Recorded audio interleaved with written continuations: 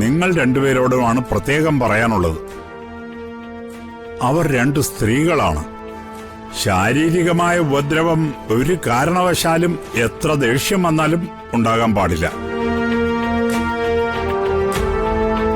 പിന്നെ നിയമത്തിന്റെ മുമ്പിൽ പിടിച്ചു നിൽക്കാൻ കഴിയില്ല.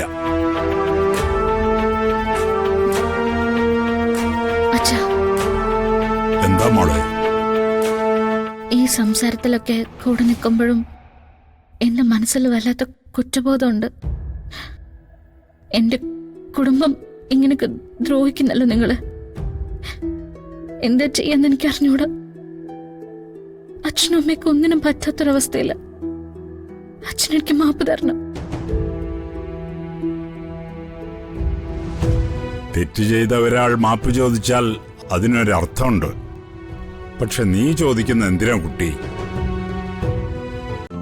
ഇന്ന് തന്നെ ഡൗൺലോഡ് ചെയ്യൂ. കാണൂ നിങ്ങളുടെ ഫേവറേറ്റ് ഷോസ്.